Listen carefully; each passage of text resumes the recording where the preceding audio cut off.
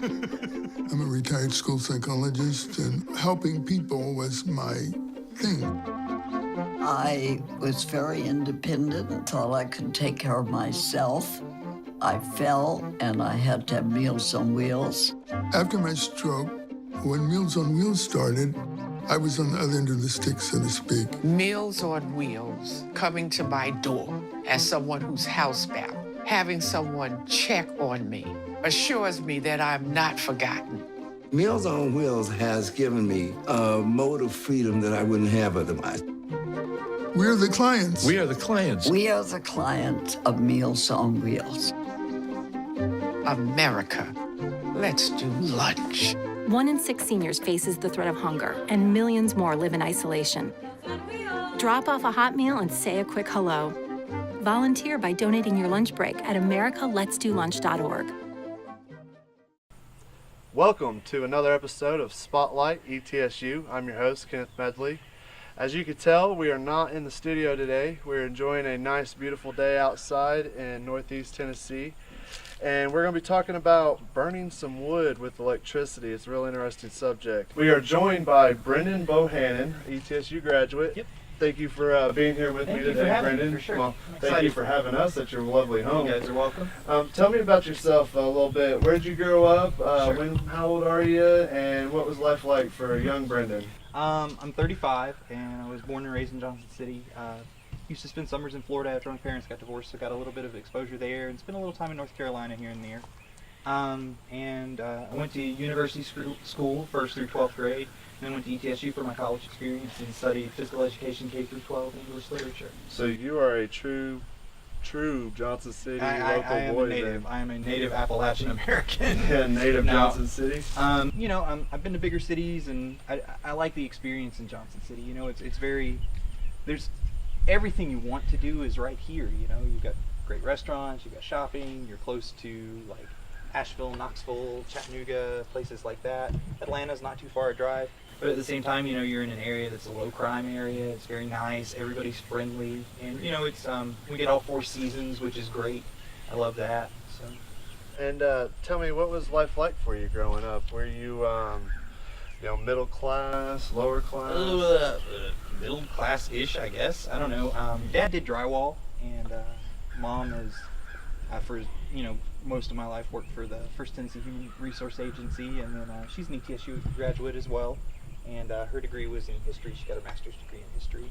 So, and my wife went to ETSU as well, and got her master's in interdisciplinary study. It's a Buck family right there. There you go. Bucks. Yeah. Tell me about your time at ETSU. When did you start at ETSU? What was your discipline? When did you graduate? I started in 2000 and graduated right at 10 years later.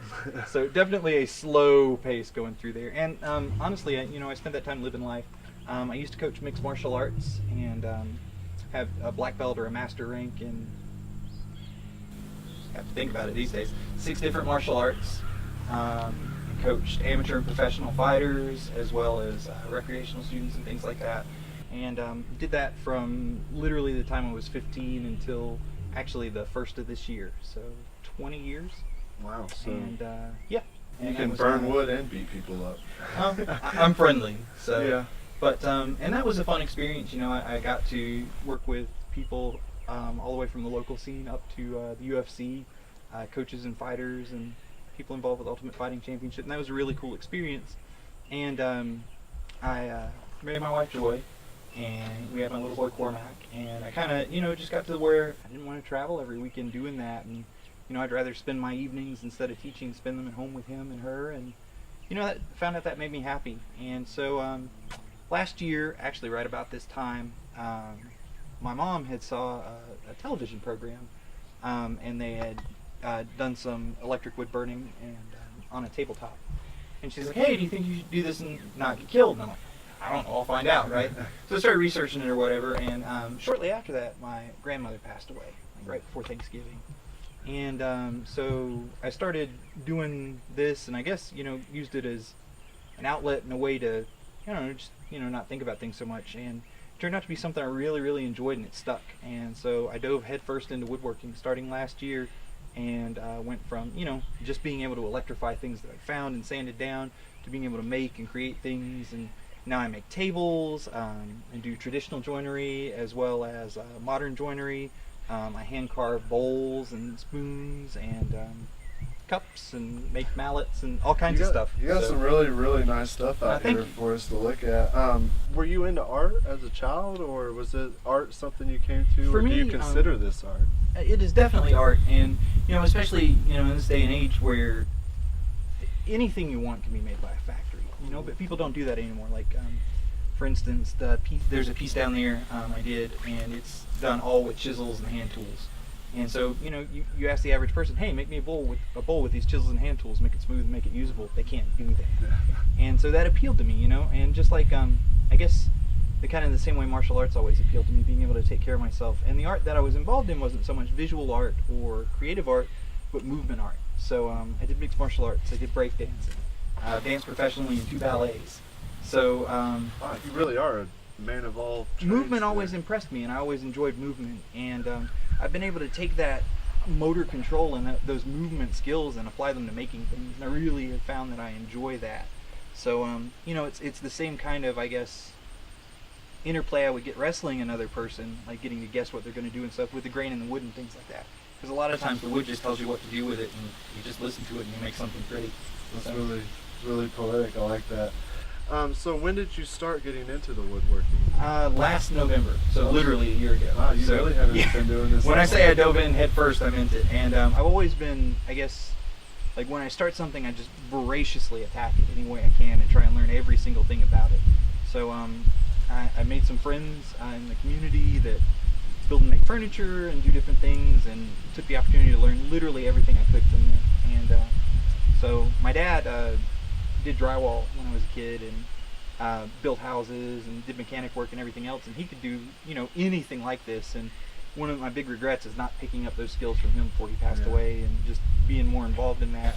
But now I look back and I think, hey, Dad sees what I'm doing and he enjoys it and he's happy for me. My grandmother does the same thing. So do you think maybe the woodworking was a return to kind of relationship with your father after he passed? I could see that, yeah, definitely. Yeah. And I see things and I think, man, Dad could have done this, and if there's a dumb way to do it, I've done it the dumb way to figure it out, and then slowly just get better. I guess that's how you learn. I learn through chunking mechanisms. So I learn everything, I guess, like you would learn language or writing. I break things down into sentences, words, letters. Okay. And so, like, let's say a skill that I have is using a hook knife to carve out the bowl of a spoon. I look at how that works and think, well, how can I use that on a larger scale to make a bowl? And so that led to the next skill up the chain. Okay. That's the same way I learned to make tables and things like that. I started with picture frames, and I'm like, oh, what's the next skill up the chain? Okay, so I can join this way, and then learn from there. Wait, you can make picture frames this way? Yeah. Oh, we need to talk.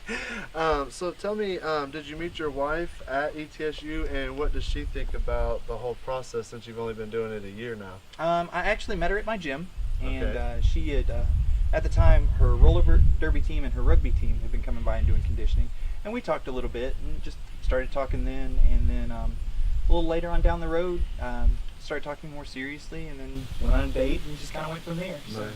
yeah. And does she support all your woodworking? She does, man. She Sure. supports everything I do.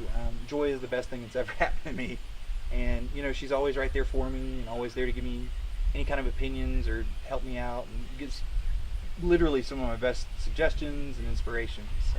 All right, so tell me a little bit about your dress today. We're going to switch gears a little bit Sure. before we get more into the wood. Don't worry though, we're going to come back to All right. that. Just let y'all know out there, he is going to be burning some wood for us in a little bit, so make sure you stick with us.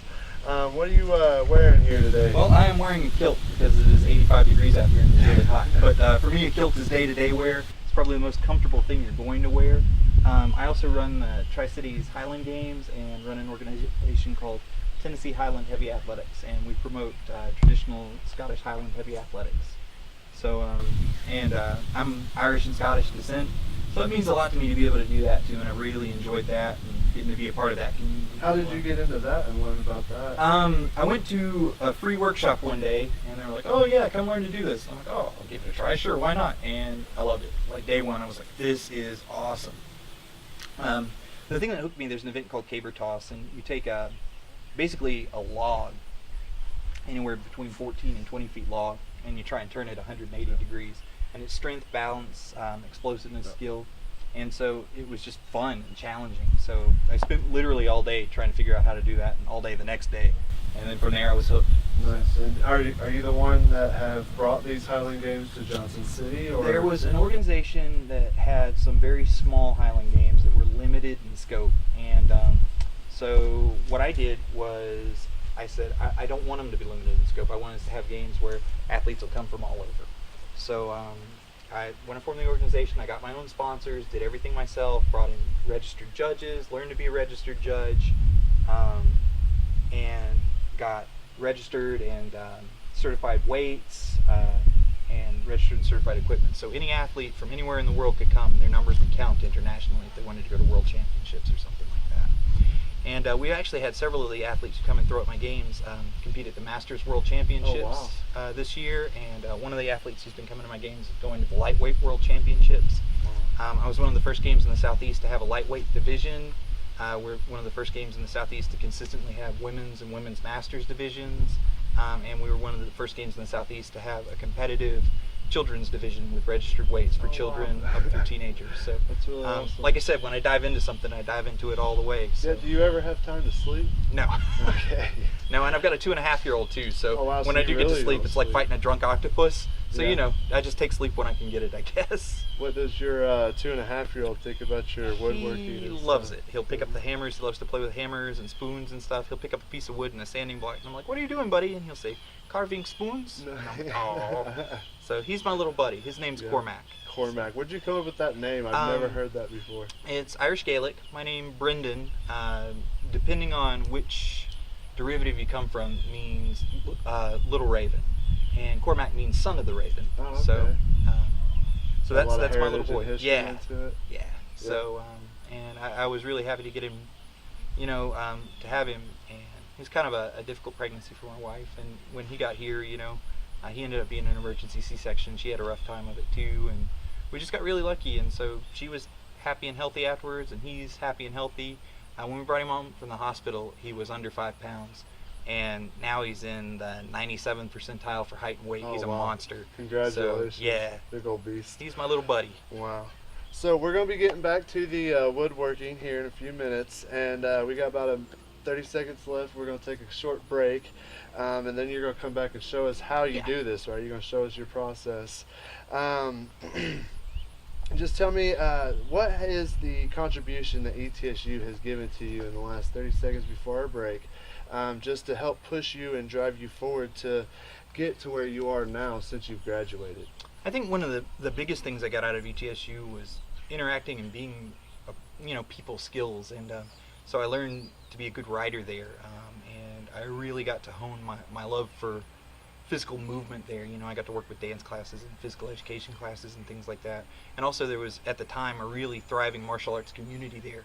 So I got to meet people from all over the country who did all kinds of different things and, you know, experience that. And from also all over the world, you know, met people from China, Brazil, that influenced my growth. And so for me, you know, it was the melting pot experience of being a part of that community, and still to this day being a part of that community and running into people. Hey, I went to college with this guy, or oh, hey, you know, you do this now, or you do that now, and that's helped me in woodworking and the Highland Games and lots of other things too. So. All right, well, thanks for sharing everything with us, and make sure y'all stay with us. After the break, Brendan's going to be burning some wood. Can I go to the sleepover? I want you to promise me something. If there's any drinking, I want you to say, no thanks, not my thing. I promise, Mom. They really do hear you. Did you pack your toothbrush? For tips on how to start the talk, visit underagedrinking.com. I'm a retired school psychologist, and helping people was my thing. I was very independent, thought I could take care of myself. I fell and I had to have Meals on Wheels. After my stroke, when Meals on Wheels started, I was on the other end of the stick, so to speak. Meals on Wheels, coming to my door as someone who's housebound, having someone check on me, assures me that I'm not forgotten. Meals on Wheels has given me a mode of freedom that I wouldn't have otherwise. We're the clients. We are the clients. We are the clients of Meals on Wheels. America, let's do lunch. 1 in 6 seniors faces the threat of hunger, and millions more live in isolation. Drop off a hot meal and say a quick hello. Volunteer by donating your lunch break at americaletsdolunch.org. Welcome back to Spotlight ETSU. If you're just joining us, we are with Brenden Bohannon, an ETSU graduate who does some pretty unique artwork in the area. He's about to walk us through and show us how he gets these lightning bolts on this wood. Brenden, thanks for having us. Yeah, and thank you for tell us having me. about your process, please. Sure. So what I do as far as the electrifying stuff, it's called Lichtenberg figures or Lichtenberg patterns. So I use high voltage electricity running from a 120 wall current through a step-up transformer to step my voltage up, and the high voltage along with the amperage burns the patterns in wood. They look like lightning bolt patterns. So they're called Lichtenberg figures, and you'll see they appear to be dendritic figures. So they'll look kind of like your circulatory system or tree branches or fractals. So what I'm going to do first, I have here, I'll show you guys the back, it's a piece of heart pine, and I have pre-treated this with my magic electrifying solution, and I'm going to apply just a little bit more to it and spread it evenly, and I'll give it a second to soak in, and then you'll see me clamp the leads from my transformer up to it, which it will look like something out of Dr. Frankenstein's lab. This is my terrifying transformer. It is 3,000 volts at 3 amps. So for you guys, that is roughly 6 times enough electricity to kill you. So that's why you'll see me clamp to the workpiece, and I will step away before I plug it in. And depending on how well this wood has decided to absorb the solution, you may see me step back and reapply and kind of go from there. Alright. Alright, so we're clamped to the workpiece. You can see the workpiece. Alright, everybody clear? You'll notice I'm telling everybody to stay back because, again, lethal amounts of electricity. Please don't try this at home. And here we go. So you can see right there, the electricity creates its start of the pattern. And once I get that pattern start, then I can apply more solution. And I will get a clean burn. One of the things you guys are seeing also is you'll notice that I have both of the ends of my plug in my hand. That is just an additional safety feature that I make sure I do every single time. So I know that the plug is unplugged before I touch anything. Pre-clamp to get a clean burn, and I'm going to plug it back in, and oh yep, there we go. You can see it start to spread. I picked heart pine today because heart pine actually smells pretty good when it's burning. So does walnut or cherry or anything like that. You can see it spread out and the patterns start to grow. Where the pattern has jumped in the center of the board, that's actually a channel under the surface in the wood that's causing that spread. And you'll see it grow, and basically I'll watch the pattern and decide when I want it to stop. I'll give it a chance to do what it's going to do, and then decide if I want to reattach somewhere else, create a different growth pattern, or kind of adjust it as seen. So what I want to do for this one is, I like that I'm getting a lot of growth on that side, but I'm not getting a lot of growth on this side. So this is kind of, I guess, where the artistic eye comes in. I'm going to readjust the position of my clamps just a little bit and let the pattern grow just a little differently. As you can see, as soon as the electricity hits, it decides to find a new path. And while it somewhat follows the grain, the subsurface is where you're really seeing the electricity decide to grow. So from underneath the grain rather than directly through the grain. And there you see it found a new path and it's starting to grow through the middle. Again, this is my Scary Dangerous transformer. I made this one myself actually, and this was the first Lichtenberg machine I learned to use. And I've got my safer one over there that I will show you guys in just a second. So you can see it's decided to grow and move. You can see where the electricity's found a channel, and it's going to burn a deeper channel through there. And right at the end also I'll clean this piece off once it's had a set to dry, and for all of the char to cool off. I'll go through and clean it off so you can kind of see what the end result will look like once and there it joined. Once I finish the piece. So I'm going to take the cord right here, throw it there so I don't accidentally grab it. I know it's unplugged. Step back so I don't die. Right? So I'll kind of tilt this up. You guys can see this is what it looks like in the dirty phase Like nothing's been changed on it or anything. This is fresh off the burner with no char. There's no oil on the board. I really like how it kind of looks like a tree right here if you were to turn it this way. The cool part is you haven't even seen the finish yet. So here in a minute you'll get to see more of it. So let me grab one of these little boxes over here that I've also dampened, and I'll show you guys my safe transformer, which you'll notice I am plugging this one in, and I feel okay with plugging it in ahead of time. The reason for that being that it has a pedal on it. So this one is not going to fry anything until I step on this pedal. It's kind of like a tattoo machine or a guitar pedal. Very similar, yep. And one of the things that I kind of joke with everybody, somebody's like, oh, you got a dead man switch. I'm like, no, don't call it that. Please don't call it that. That's bad juju. So what I've got here is just a simple little ring box. I'm going to burn this for you guys to kind of show you placement and how the safer transformer works. This one is 12,000 volts, but only 20 milliamps. So you notice it is much less dramatic. And that gives me a lot, it gives me a lot more control over where and how I want the patterns to happen. Oh, and you can move the electrodes around. Yep, and if say I come over here and over here, as soon as it finds a spot where it can burn, it'll start growing outward. And if I want a branch to grow more, I follow the branch I want to grow. So I can kind of talk to the electricity a little bit. That's really cool. And it just kind of works through here. These are basswood, and it works really well actually. It burns pretty smoothly. Strength is similar to like a balsa or something like that. And they make cool little craft boxes and stuff like that. And I have a lot of fun burning these because each one ends up a little different. Connect those up, connect that one up. So you're basically drawing with electricity. Sort of. Whereas drawing, I guess, kind of suggests that I have control over it.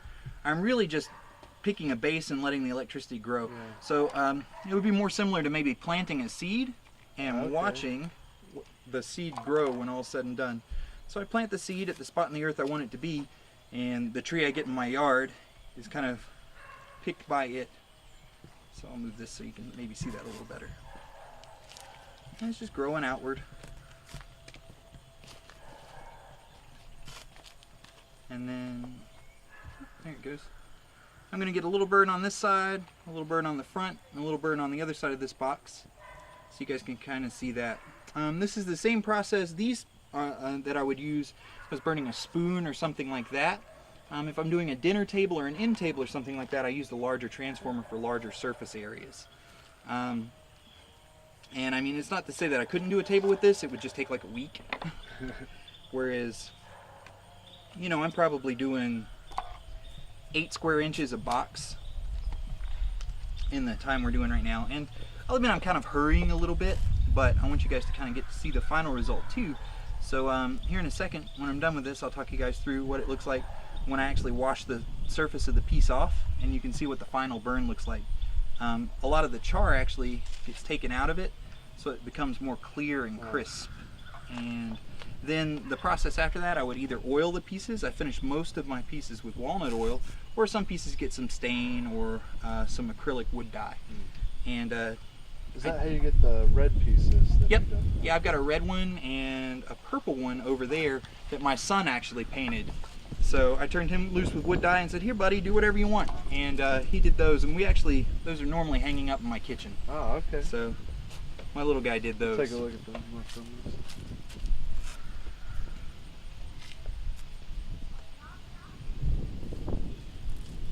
Okay.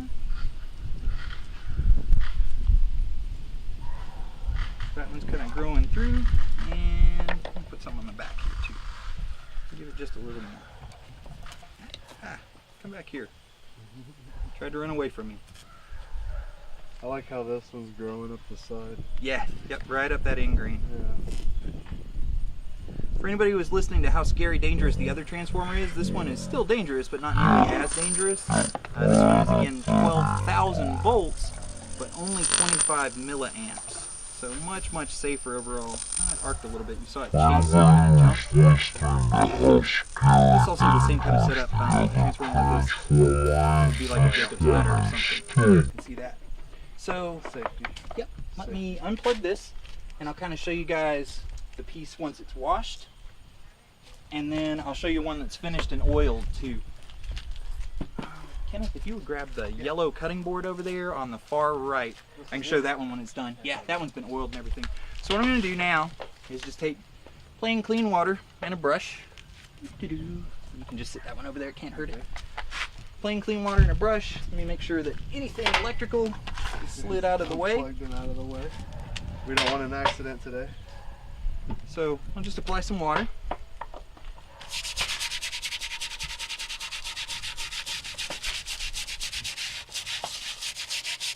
You guys are going to see how different this looks and what really makes this fun. So I'm trying not to sling the char everywhere too. You're fine.